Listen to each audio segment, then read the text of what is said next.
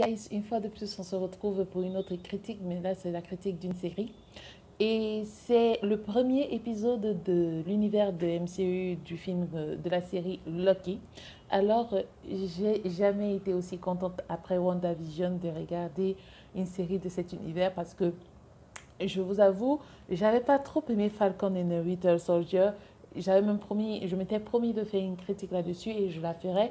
Mais on va d'abord parler de Loki. Alors, qu'est-ce qu'on attendait du MCU ou bien de Disney? C'est que Disney nous offre une occasion en or, pardon, d'explorer les destins de certains personnages qui étaient carrément secondaires, c'est-à-dire les principaux acteurs qu'on retrouve maintenant dans les séries Wanda, Vision, Falcon, Winter Soldier et maintenant on s'intéresse à Loki. Alors, j'ai trouvé que ces stratégies prenait une très belle forme de plusieurs séries dérivées et ça permettait à la MCU de prendre certaines libertés par rapport au format film qu'on connaissait, quoi. Donc, et c'est déjà dans cette lignée que s'inscrivait WandaVision, qui pour moi était un très beau braquage cinématographique en janvier, puis Falcon and the Winter Soldier, qui est plutôt une sorte de retour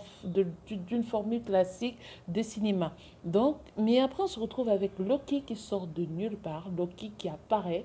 Le premier épisode, regardez comment je souris, parce que le premier épisode, pour moi, il n'y a pas mieux. C'était un film tout en un dans un épisode d'une série. Alors, dans Endgame, pour ceux qui ne se rappellent pas, Loki a réussi à s'échapper de la vigilance des Avengers en prenant le Tesseract. Et après son évasion, il se trouve qu'il est bouleversé, le cours des choses, comme l'ancien avait expliqué, et il se retrouve entre les mains de la TVA, c'est-à-dire la Time Variation Authority. Pour ça, il faut avoir lu les Marvel pour comprendre de quoi un peu je parle. Alors, c'est une organisation interplanétaire qui n'a qu'un seul objectif, restaurer ou protéger la timeline sacrée et empêcher des discordances temporelles. Vous voyez, c'est ce que l'ancien expliquait en disant que si vous prenez une pierre et vous ne la remettez pas dans l'époque où vous vous trouviez, alors forcément il va arriver quelque chose. Alors il est désormais captif, Loki doit s'associer à eux pour attraper un autre variant, dont une autre personne ou bien une autre espèce qui est sortie de cette timeline. Là, je vous ai remis. Alors, euh, on découvre Loki sous un nouveau jour, quoi. C'est magnifique. Déjà, il n'est même pas censé être le personnage le plus emblématique du MCU, mais c'est sans doute celui qui a bénéficié un- d'un super upgrade de son personnage, quoi. C'est une grande évolution depuis ses débuts dans Thor. Euh, il s'est- il compte parmi les antagonistes, les protagonistes, pardon, les plus intéressants de la maison de MCU et on l'aime parce qu'il est froid, manipulateur, égocentrique dans le premier opus. Et après, il va directement s'imposer comme un anti-héros jusqu'à son avènement dans un Ragnarok, si vous en souvenez, grâce au film de Taika Waititi. Et il a réussi à se faire une place dans le cœur de tout le monde, quoi, de tous les fans. Rien de plus étonnant, c'est Disney qui a fait le bon choix, qui a pris l'acteur qu'il fallait, Tom Hiddleston, et on réussit dans un tour de passe-passe à nous émerveiller. Si on pouvait douter de, redouter pardon, de cette prouesse, alors Loki, l'alternative de Loki, c'est celui qu'on va aimer.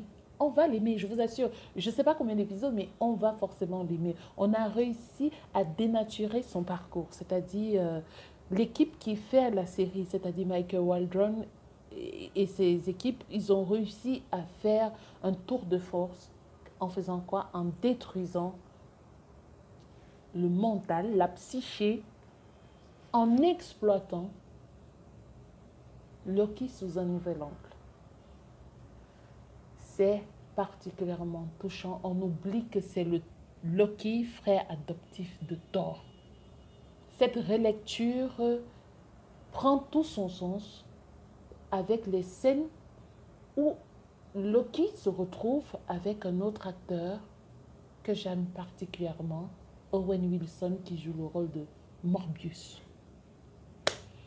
C'est quelqu'un qui est habitué aux films d'auteur, des productions un peu modestes, mais là, il fait ses premiers pas dans le MCU et il nous prouve qu'on ne peut pas le résister. Owen Wilson a réussi à faire un truc que Marvel n'a pas pu, les Avengers n'ont pas pu faire depuis. Et c'est dense. Rien ne peut résister à ce moment-là. Même la franchise Marvel n'a pas pu résister au charme de Owen Wilson. Son protagoniste offre un bon contrepoids au Loki de Tom Hiddleston. Le reste du casting, pardon, il est aussi convaincant. On a Winnie Moussakou, on a une actrice britannique dont j'ai oublié le nom. Je crois qu'elle a joué dans la série Lovecraft Country, oui, et elle nous montre ici l'étendue de ses talents dans son incarnation d'une agente de la TVA. Alors c'est un mélange de genre très efficace. C'est une enquête, c'est des mécanismes de voyage spatio-temporel. On est entre WandaVision, X-Files, le retour vers le futur. On a des wagons qui expliquent les préceptes de la TVA. On s'attend que le deuxième épisode soit quand même magnifique. Alors, pour ma part, j'ai hâte de voir ce que ça va donner. Mais une chose est très sûre et certaine, c'est le moyen qu'ils ont choisi pour introduire le multivers qui devrait être exploré dans la phase 4 sur le grand écran avec Doctor Strange. C'est plus comme la série a l'ambition de réinventer la recette Marvel et ça nous offre un très bel aperçu de ce que pourraient nous réserver les studios dans les prochaines années. Alors, profitez, regardez le premier épisode. La claque visuelle est virtuelle. On a un Loki sur toute sa forme qui est une vraie réussite. On a des mises en scène avec des flashbacks épisodiques de Sex Education, Daybreak. Ça joue une sorte de distorsion temporelle pour nous offrir de bons moments de comédie, même si le talent de Tom Hiddleston encaisse une baffe parce qu'il y a une scène qui est particulièrement magique. Les deux épisodes, je n'ai pas encore vu le deuxième, mais le premier épisode offre quand même un jalon dans l'intrigue de quoi. C'est magnifique. Donc, du coup, pour le premier épisode, en fait, si je dois faire un résumé, c'est une intrigue maligne, ambitieuse. On a un Loki qui s'impose comme une concurrente solide au titre de la série des Marvel. Et on a les talentueux Hiddleston, Owen Wilson. C'est un subtil mélange des genres cinématographiques et des séries qui va ravir les fans du MCU et qui, pour les curieux, vont pousser les gars à regarder. Donc, pour le moment, je donne 4,5 au premier épisode de la série.